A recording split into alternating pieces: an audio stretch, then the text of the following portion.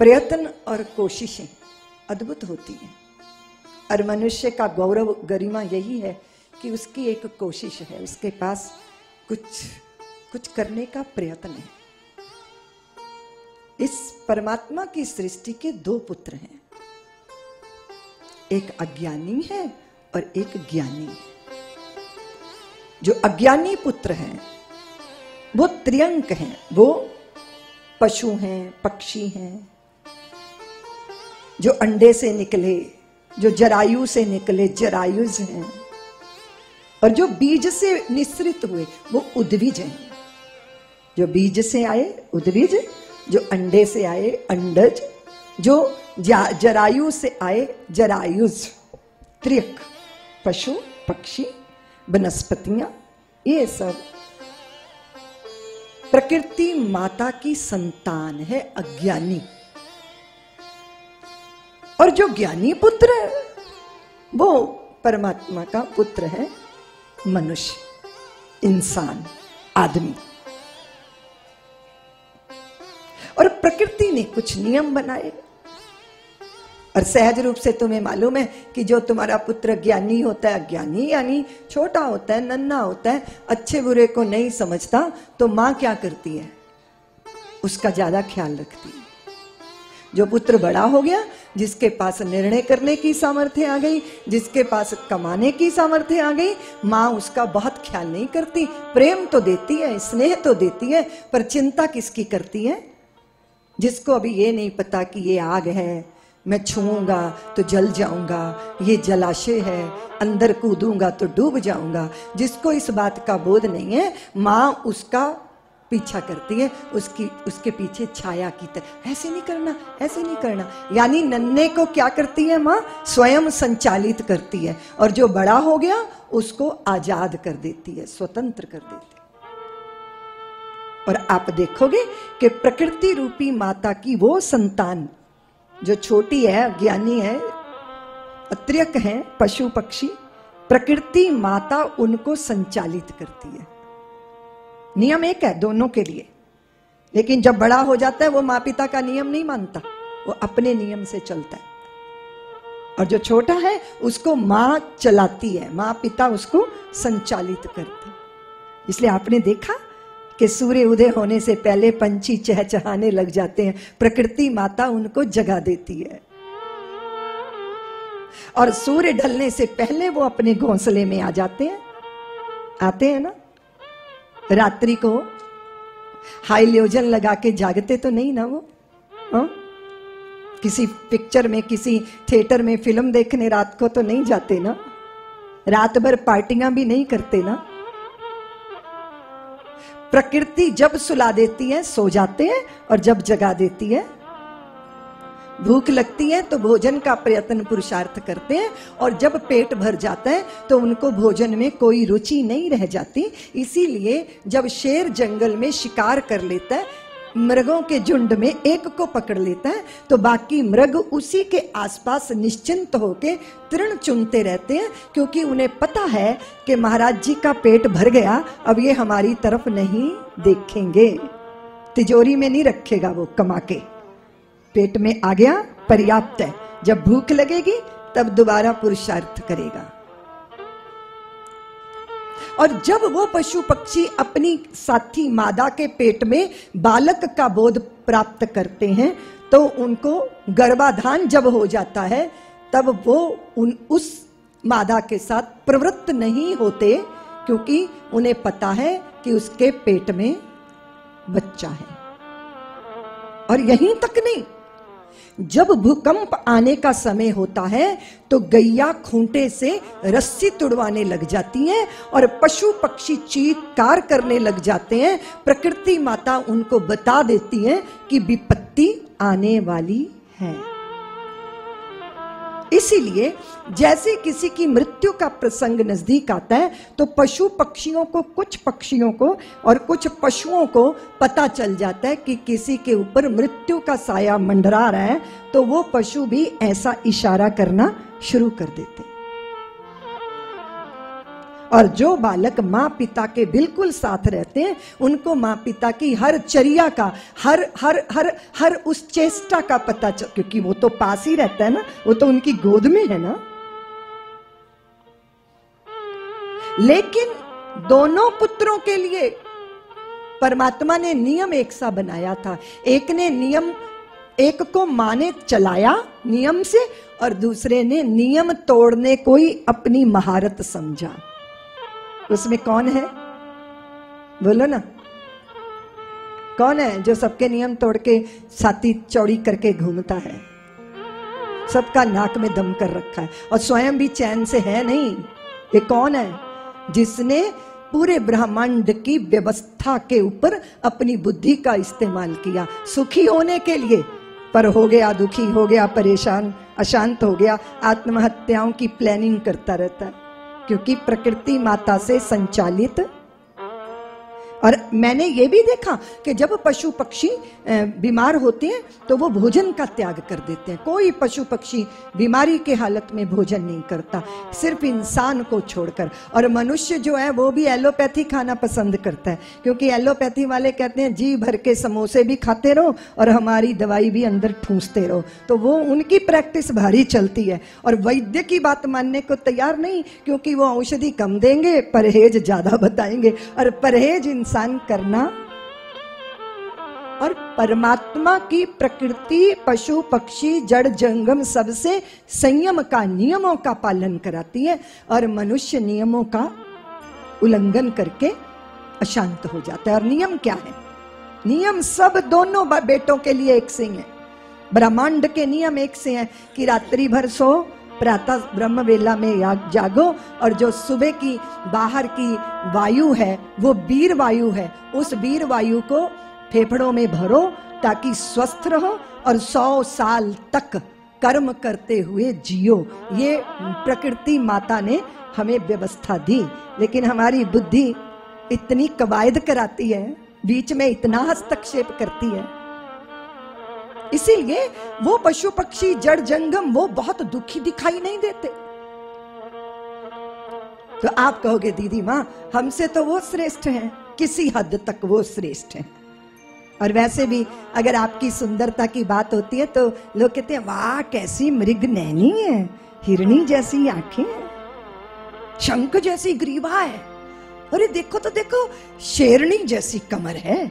और जब तुम मस्त चलती हो तो लोग कहते हैं गजगामिनी है, यानी हथनी की चाल से तुलना की जाती है। इसका मतलब सौंदर्य वहां है, और सौंदर्य वहां है जहां प्राकृतिक जीवन जिया जा रहा है, सौंदर्य वहां। कुरूपता वहां है जहां प्रकृति का अतिक्रमण हुआ। पेट कहते हैं मेरे पास और धारण करने की सामर्थ्य नहीं है, और जीभ लपलपाती है, वो कहते नहीं और खा लो और खा लो और खा लो। तो एक जना मुझे मिला, बोले दीदी माँ मेरा एक मित्र है वो गुलाब जामुन को उबाल के खाता है। मैंने कहा धन्य हो महाराज, इसको डायबिटीज है। तो अब ये रसगुल्ला क्यों निचोड़ रहे हो? बोले वो डायबिटीज है ना। तो फिर निचोड़ ही लिया, रस तो रह ही नहीं गया, गुल्ला गुल्ला क्या खा रहे हो? बोले थोड़ी थोड़ी सी मिठास आ रही है।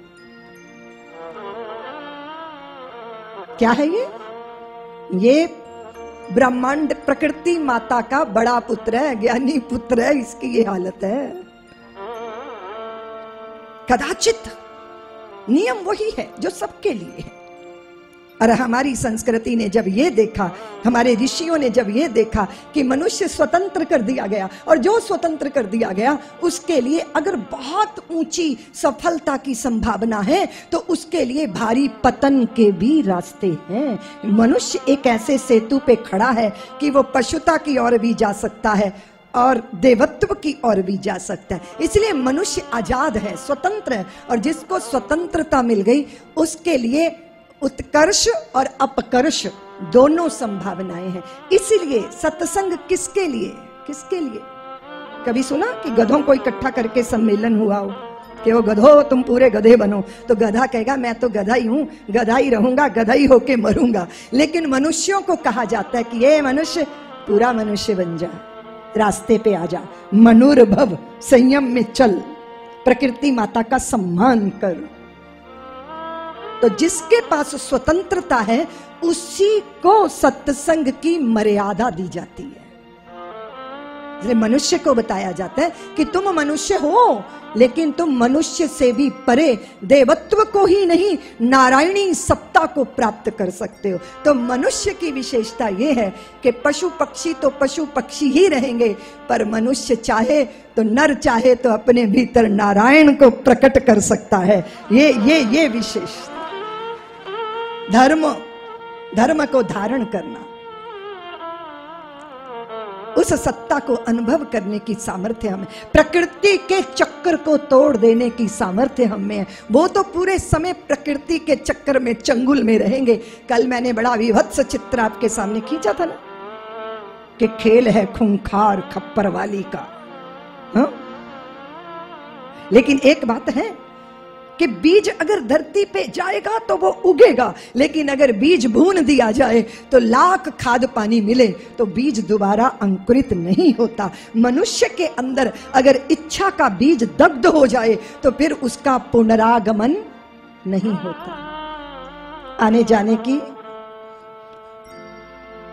झंझट से मुक्ति, प्रकृति के चाक पे चढ़े हैं वो प्रकृति के अज्ञानी पुत्र हैं, लेकिन प्रकृति का ज्ञानी पुत्र प्रकृति के भी पार जा सकता है। इसलिए वो अलग बात है कि उसने अधो मार्ग अपनाया, लेकिन वो ऊर्ध मार्ग का भी तो मार्गी बन सकता है।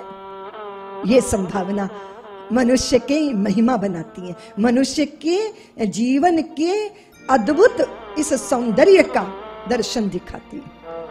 इसलिए बाबा तुलसीदास जी ने जो कहा यही कहा, साधन धाम मोक्ष कर द्वारा,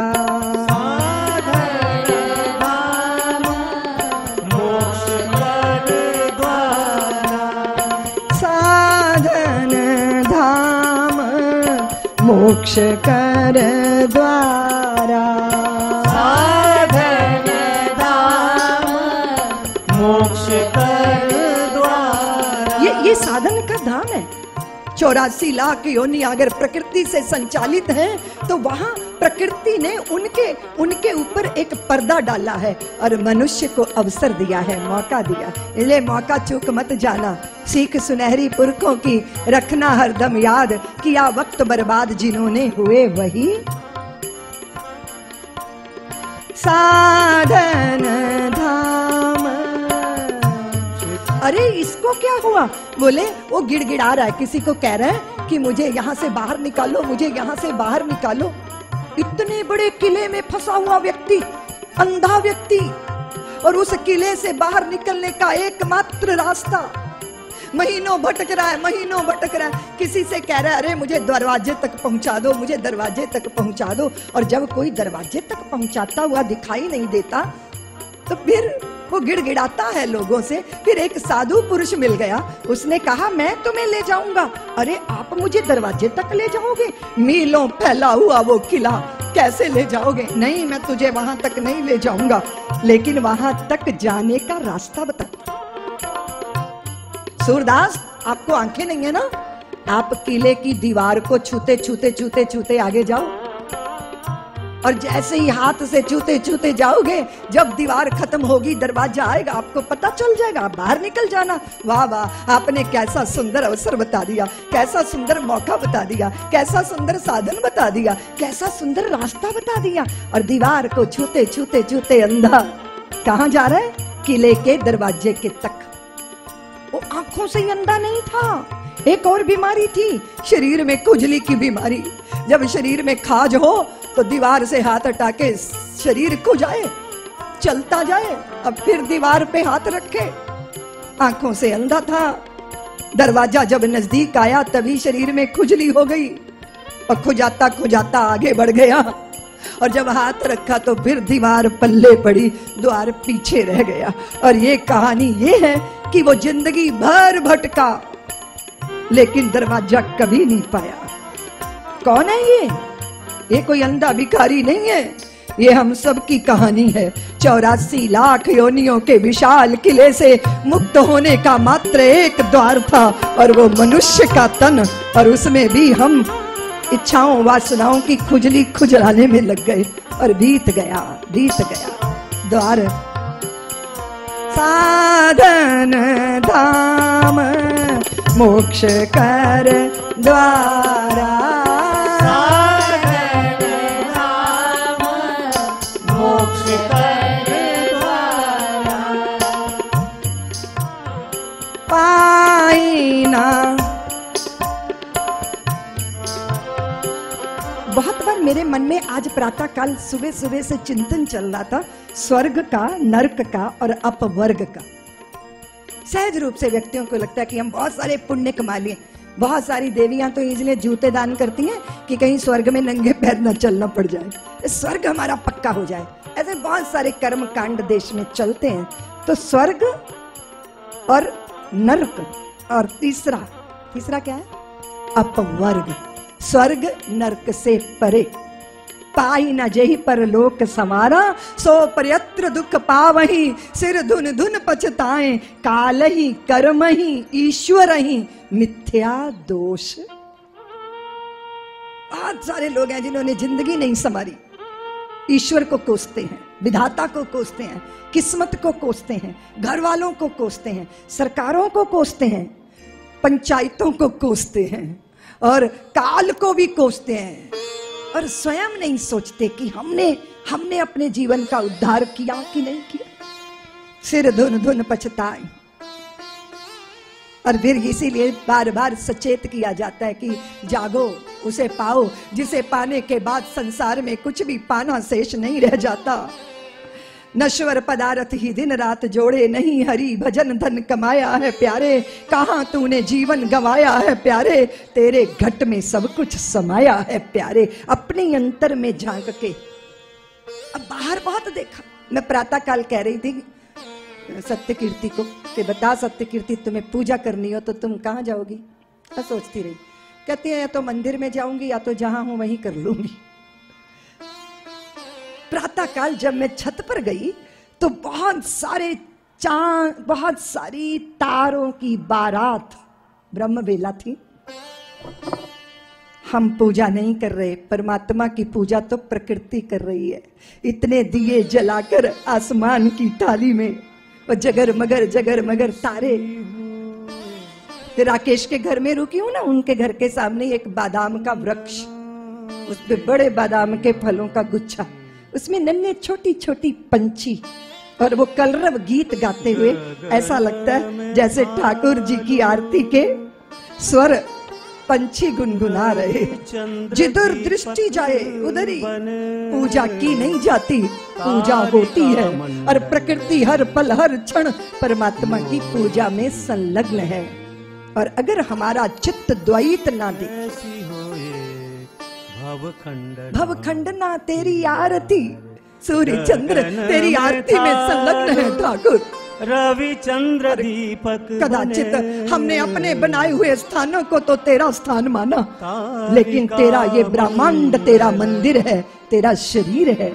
वहां दृष्टि गई नहीं, हाँ दृष्टि गई नहीं। हाँ इस पर तो दृष्टि गई कि आसमान ने ऐसी वर्षा की कि धरती भीग गई, लेकिन हमने ऐसी दृष्टि नहीं अपनाई कि धरती ने ऐसी वर्षा की कि आसमान भीग गया। और जब मैं प्रातः काल उस बादाम के वृक्ष को देख रही थी तो मुझे लगा कि जब आसमान देता है धरती को तो धरती धन्य हो जाती है। क्योंकि अभी देखो आषाढ़ शुरू हो जाएगा, अभी जब सर्दी के दिन बीत जाएंगे उसके बाद फिर खूब धूप पड़ेगी, फिर धरती पे दरारें पड़ जाएंगी, फिर धरती प्यासी हो जाएगी। प्यासी धरती कहेगी बरसो बरसो बरसो खूब बरसो, मैं प्यासी हूं, मुझे सिंचित कर दो, मुझे तृप्त कर दो। और फिर बादल बरसेंगे और धरती तृप्त हो जाएगी, पानी से लबालब भर जाएगी। और उसके बाद आसमान कहेगा कि मैं प्यासा हूं, तुम बरसो, तो फिर धरती बरसेगी। वो कैसे बरसती है? कैसे बरसती है धरती? जितने भी धरती पे हरे भरे वृक्ष हैं उनकी वाष्प, उनकी भाप उड़ उड़ के आसमान पे जाती है, 1000 गुना बादल बन जाते हैं और वो पुनः धरती पर बरस जाते हैं। धरती आसमान में बरस जाती है, आसमान धरती पे बरस जाता है। ये कितनी सुंदर पूजा है, ये कितनी सुंदर वंदना है, ये कितना सुंदर आराधना है। उसने कहा अंबर बरसे धरती भीजे, ये तो सबने जाना, पर धरती बरसे अंबर भीजे ये किसी ने नहीं जाना। और जब मनुष्य के चित्त का कोलाहल समाप्त हो जाता है, तब वो प्रकृति के इस आदान प्रदान को चुपचाप देखता है। कल मैंने कहा था जो देते हैं सो पाते हैं, हा? तो तुम तो धरती के पुत्र हो, तुम क्या करोगे? पाट दो धरती को बीजों से, थैले में बीज लेके जाया करो। जब गाड़ी में बैठो, बस में बैठो, ट्रेन में बैठो, फिर मुट्ठी भर भर के गाड़ी की खिड़की में से जंगलों में बीजों को फेंको, फिर वर्षा होगी, बीज अंकुरित हो जाएंगे, पेड़ ही पेड़ धरती पर लहलहाएंगे, बादलों को निमंत्रण मिलेगा और बादल भर भर के तुम्हारी धरती को तृप्त करने के लिए आ जाएंगे। ये भी एक तरह की पूजा है ना पूजा? हाँ, तुम्हें आश्चर्य नहीं होता? मैंने 37 वर्ष पहले जब गुरुदेव की शरण में आई, बड़ा वैराग्य था, बट का दूध लगा लिया सिर पर, जटाएं बना ली, टाट की बोरी पहनती थी मैं, बोरी का चोला। फिर धीरे धीरे गुरुदेव की शरण में रहते समझ में आई, फिर समझ आया कि वैराग्य का अर्थ क्या है, समझ आया। मेरे आसपास बकरी के बच्चे, खरगोश के बच्चे, बहुत सारे ऐसे बालक जो अभावग्रस्त थे। मुझे कभी बंधन नहीं लगा उन नन्हे बच्चों को बाहों में बांध के, कभी नहीं लगा। बहुत बार मैं स्त्रियों को देखती हूँ मंदिर में आरती कर रही होती हैं, तो उन्हीं का नन्हा पोता जब आंचल पकड़ता है तो चांटा धर देती हैं, कमबख्त कहीं के, पूजा भी नहीं करने देते। और मुझे लगता है अगर वो जो नन्हा तुम्हारा आंचल पकड़ रहा है ना, वो तुम्हारा पोता नहीं है, वो बाल कृष्ण ही है जो कह रहे हैं गोद में लेके मुझे वात्सल्य दे दो। और कदाचित तुम बाहों में भरकर अपने चुंबनों से उसके माथे पे वर्षा कर देती तो तुम्हारी पूजा साकार हो जाती। क्योंकि ये नन्ही नन्ही सूरतों वाले मेरी माला के मन के हैं, देखता जाता हूँ इबादत होती जाती। ये भी इबादत है, जहां सौंदर्य दिखे वहीं मेरे ठाकुर की लेखनी नजर आ जाए। इसलिए हम तो कहीं भी देखते हैं ना तो बड़ी सुंदर आंखें, मैं तारीफ कर देती हूँ तो लोग कहते हैं दीदी माँ ये क्या कर रही हो। मेरे साथ एक व्यक्ति राजस्थान गए तो वहां रेगिस्तान, रेत ही रेत, और जब मैं खेजड़ी के पेड़ देखूं, शमी के वृक्ष देखूं और मैं कहूं वाह कितने अद्भुत हैं, कितने सुंदर हैं, तो वो मुझे कहें दीदी माँ लोग आप पे शक करेंगे। मैंने कहा मुझ पे क्यों शक करेंगे? बोले आप रेगिस्तान की रेत को देख के, पेड़ों को देख के कैसी वो हो जाती हो प्रसन्न, और फिर कहते वाह कितने अच्छे हैं, कितने अच्छे हैं।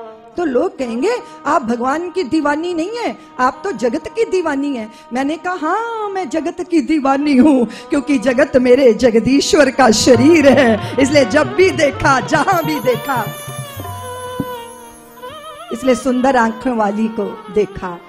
अच्छा आंखें ना भी सुंदर हो, प्यार भरी आंखों को देखा।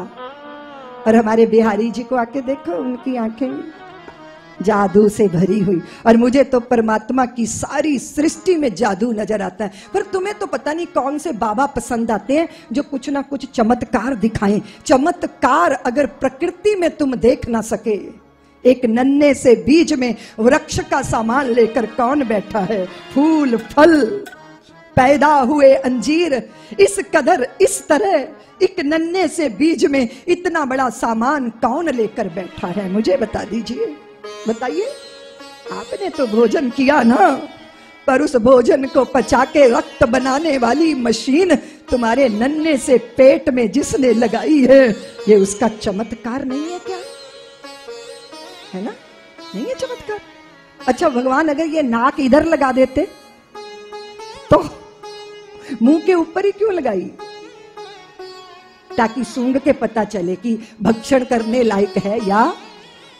आंखों पे पलकें देखो, जैसे ही कनका पड़ता है पलकें झुक जाती हैं, रक्षा करती है ना।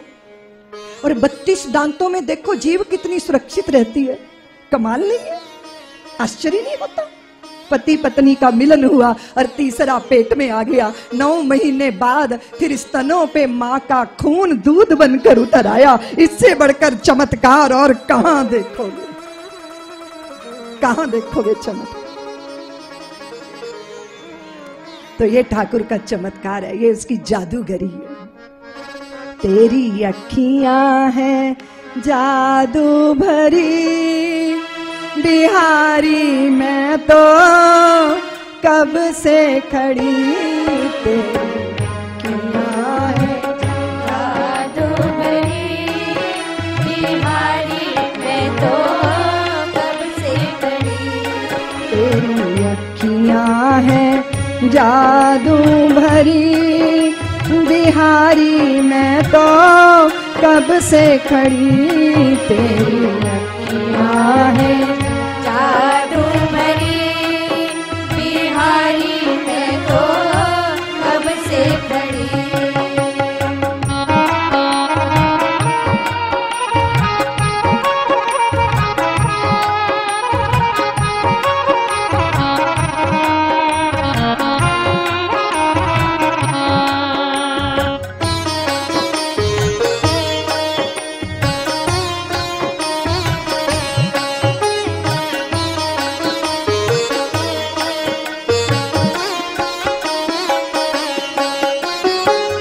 सुन लो मेरे शाम सलोना, तूने ही मुझ पे कर दिया टोना। सुन लो मेरे श्याम सलोना, तूने मुझ पर कर दिया टोना। कर दिया टोना, मैं तो तेरे ही द्वारे पड़ी, बिहारी मैं तो कब से खड़ी, तेरी अखियां हैं जादू भरी, बिहारी मैं तो कब से खड़ी।